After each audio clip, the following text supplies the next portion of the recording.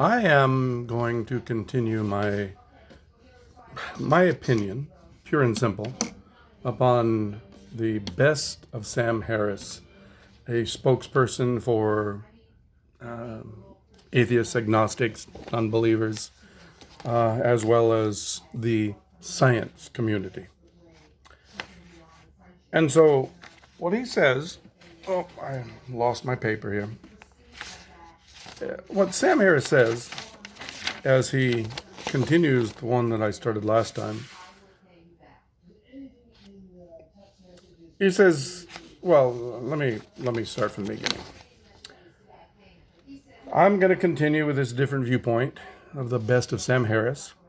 He had this debate with a Dr. Craig, who was evidently a spokesperson from Notre Dame University.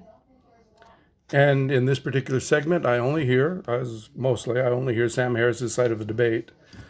But he refers to Dr. Craig several times, and I will say right up front that I wouldn't be able to agree with Dr. Craig on probably most points as well. But that would be for a theological debate, while this debate seems to be more philosophical. I'm not sure exactly what their points were of contention, but I suppose I could find out by going back. But I remember an old adage that said, "A man convinced against his will is of the same opinion still."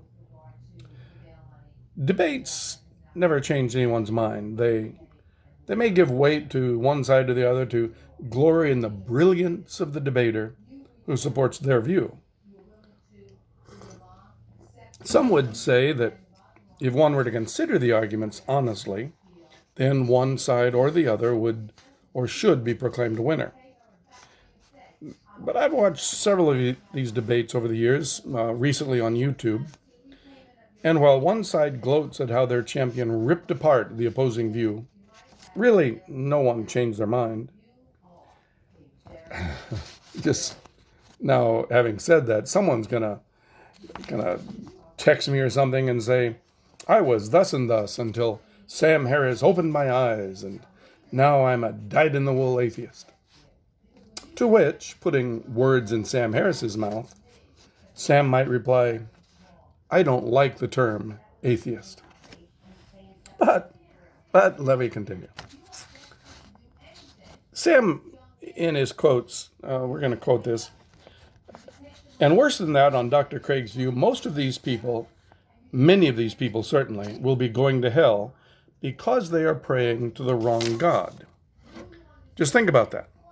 Through no fault of their own, they were born into the wrong culture where they got the wrong theology and they missed the revelation. Okay, there are 1.2 billion in India at this moment. Most of them are Hindus. Most, therefore, polytheists. In Dr. Craig's universe, no matter how good these people are, they are doomed. If you are praying to the monkey god Hanuman, you are doomed. You will be tortured in hell for eternity. Is there the slightest evidence for this? No, it just says so in Mark 9 and Matthew 13 and Revelation 14. So God created the cultural isolation of the Hindus. Okay? He engineered the circumstances of their deaths in ignorance in Revelation. And then he created the penalty for this ignorance, which is an eternity of conscious torment in fire. End quote. Now, let me restate his points. Christians believe millions will go to hell simply because they prayed to the monkey god Hanuman, for instance, rather than to the Christian God, and because of that, they will be tortured in hell for eternity. He then objects to the lack of scientific evidence for hell, mocking the fact that the only source for it is in the Bible. Then he continues by declaring that God is responsible for the cultural isolation of the Hindus, thus personally engineering their deaths in ignorance. And at the same time, God decided that the fit punishment for such ignorance would be eternal conscious torment in fire. Now, let me state here that I understand completely that Dr. Harris does not believe what he is saying. He doesn't believe there is a God.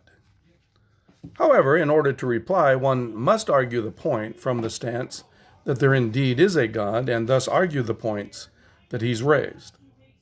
His charge is that this entire viewpoint of hell, torment, and billions dying is spurious at best and is cruel and inhumane in its reality.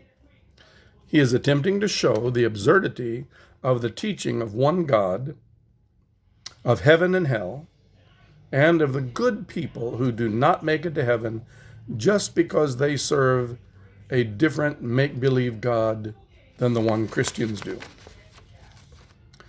This may convince many who are already antagonistic towards God and Christianity, but again, it proves nothing in the way of showing there is no God. The teaching that he is so animated against is that there is one God.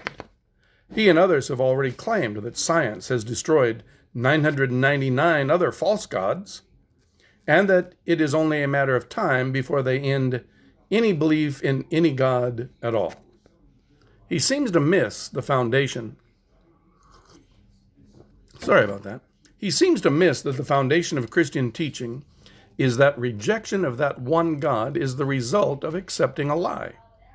This one point is not one of debate, it is simply a statement of what Christianity teaches. If Christians were to change their teaching to suit these doubters and declare that it doesn't matter what God one believes in, just so that one believes in something, would be to abandon basic Christian teaching. Then, if the current Christian belief in one God and one Christ were actually true, then all would be damned and none spared. I can't see that the abandonment of one's faith would solve anything other than to make a few skeptics gloat that they had destroyed another faith-based system of worship. Based upon this belief of Christians, there has been any number of efforts put forth by missionaries to make inroads into the superstitions and ignorance of heathenism. But they have refused to hear the message, and indeed have often killed the messenger. The message the Bible teaches has indeed gone into all the earth. So the idea that only Western civilization is so blessed and all others are cursed is not historically accurate. Christianity in the first couple of centuries after the death and resurrection of Christ scattered throughout the known world. It went into Africa and Egypt, and as far east at least as India. But then, just as now, belief is a requirement for acceptance. And if one refuses to believe, then of course there is no acceptance. But does that lack of belief then prove that the message itself is a lie? That it was and is a hoax perpetrated upon ignorant peoples until the enlightenment of science comes along to rescue them? Given that an entire continent rejected the Christian gospel and instead retained their polytheistic beliefs, does not prove anything other than they didn't believe. And given that the Christian teaching is that there is none other name, I would find it rather odd if they did not teach that all others were doomed to hell. That is consistent with their belief. And frankly, if you don't believe that, it's yours to dismiss. But don't expect the entire teaching to change around your whims. So, far from engineering, as Dr. Harris states, God has sent his message into all the earth, but the world refused it. In fact, the belief of the New Testament is that he came to his own, and his own received him not. But to as many as believed, to them gave he power to become the sons of God. So, to a Christian, even the Jews are doomed to an eternity in hell because they rejected Jesus as the Christ. So, yes, the 1.2 billion in India will be doomed to hell, but not because God is heartless and cruel, but because they, like millions here in America and around the world, have rejected the message of Christ and indeed have rejected any attempt at even presenting the gospel. In fact, in several examples of doublespeak, scientists and unbelievers declare in some of their videos, keep your religion to yourself. I don't need it and I don't want it. And then they turn around and charge Christians with being narrow-minded and bigots because they have the audacity to believe that if you reject Christ, you will die and go to hell. Finally, the charge that Sam Harris makes is that God created the punishment of hell as a sort of gotcha for those whom he has isolated in India, which proves that God is unfair. But without being too religious, Christians simply believe that God actually created hell for the devil and his angels, and that those who reject the crucified Christ are themselves choosing sides. Is there any scientific proof for the existence of hell, or of devils, or of angels, etc., etc.? No, there's not. But there is the warning, and there is the message, and you can reject it as you will.